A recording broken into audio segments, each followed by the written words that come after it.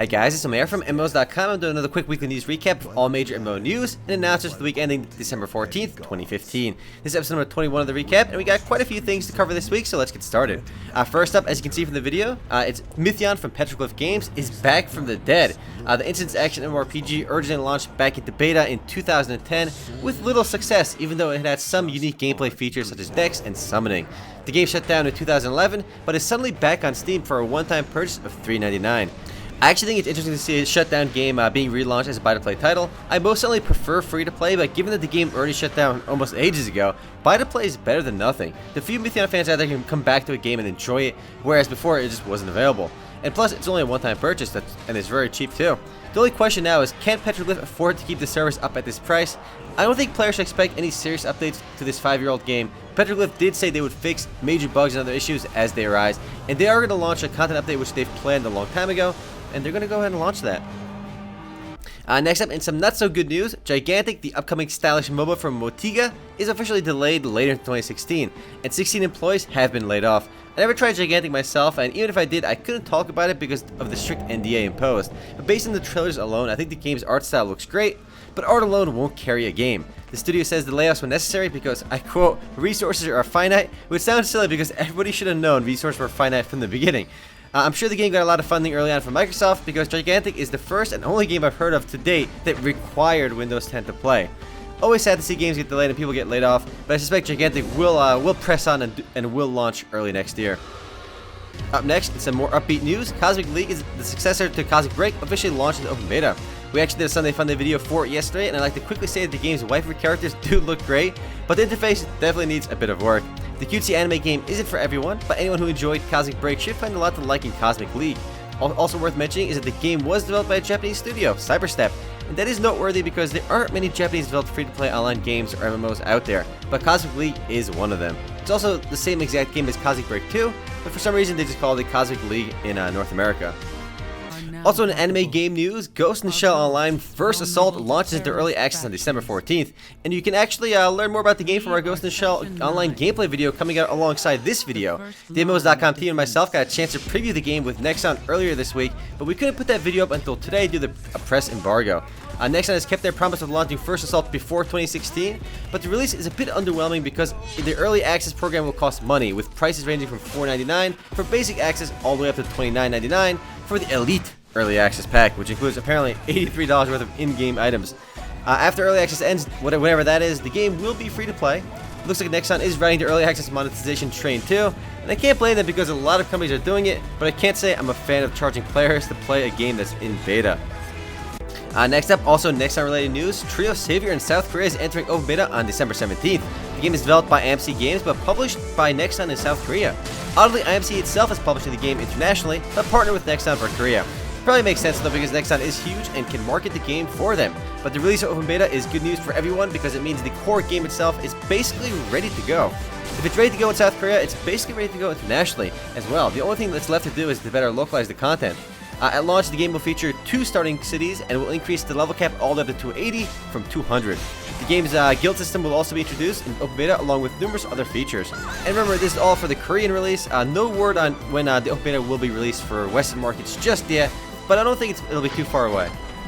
Up next, we have some news regarding Fantasia, an older X-Legend MMORPG from Area Games. The update is actually pretty massive as it introduces the 5th class of the game, the Mechanic, as well as 3 new maps, as well as a new dungeon called Distorted Dimension for level 100 players. The full patch notes are available on Area's website, but this update is interesting because Fantasia is one of X-Legend's oldest MMORPGs still in service in the West, if not the oldest. So it's good to see a game like this still receiving updates, especially since Dragonmon Hunter just launched here. So X-Legend could have easily neglected this game to focus more on the newer stuff, but then again, people still do play Fantasia, so it would make sense for them to focus on that as well. I think actually Fantasia might be X-Legend's most successful game in the West. I mean, it was super popular when it launched and remained popular for a long time.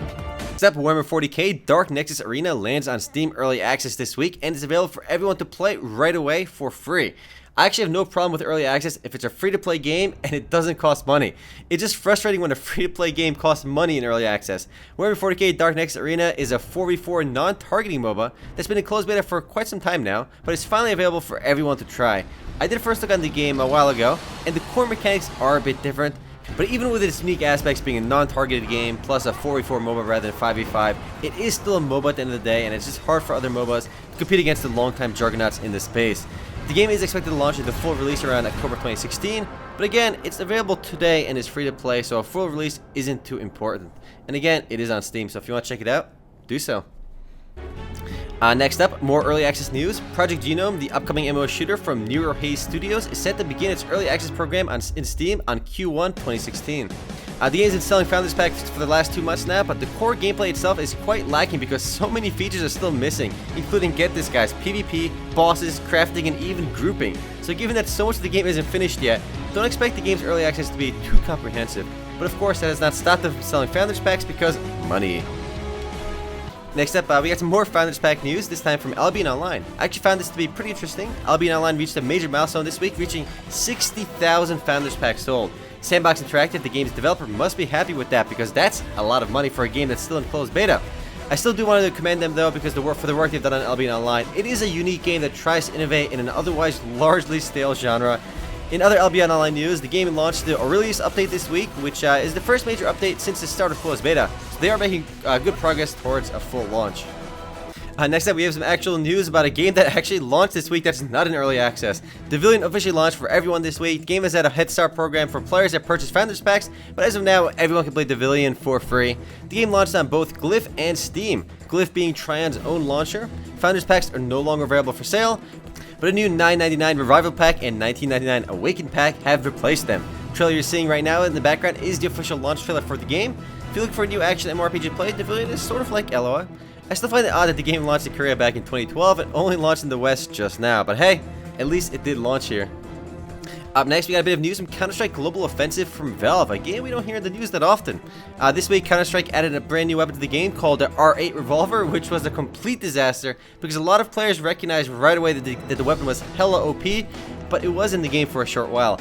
And Valve finally realized that, wait a minute, this weapon is definitely OP. But what's interesting is players realized this was so strong right away, and they even referred to it as the Pocket Op for its strength. The R8 Revolver has been nerfed, and along with the nerf for the disaster with the revolver, there's another cool feature that actually launched in CSGO this week, and it's the game's killer replay system. So basically, the game actually tells you how you died now. You can actually see exactly how another player killed you via a simple replay system available on Death, which can finally settle the whole drama of how did that guy kill me? He must have been hacking.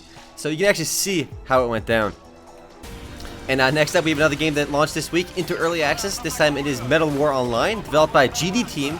It is a Russian-based studio, and the game itself is a fast-paced car combat shooter, and it is on Steam as early access for about 3 to 6 months. They're planning at least. This is not a game I've heard too much about up until now, but the game is available for anyone to play. Too bad the trailer itself the launch trailer itself is not showing us any actual gameplay. However, the game looks a bit like World of Tanks / Armored Warfare. A lot of these Russian studios want to get it on that World of Tanks action, it looks like. Next and last bit of news this week comes from Hi-Res Studios regarding Tribes Ascend. After going through public beta testing in September, Tribes Ascend Out of the Blue update is officially launched. The update rebalanced a lot of the game, and because of such drastic changes, including changes to almost all the weapons, all XP and gold spent in game to date has been refunded to players, and they can respend them however they wish. The update also introduces 3 new maps, several new weapons, along with several weapon removals, and much more. The game's business model has also changed a bit, and anyone who spends $10, or rather $9.99, one time can unlock everything in the game for that one purchase. Anyway guys, that's it for all major MMO news and announcements for the week ending December 14th, 2015. And I guess I'll see you guys tomorrow for the podcast. Later guys.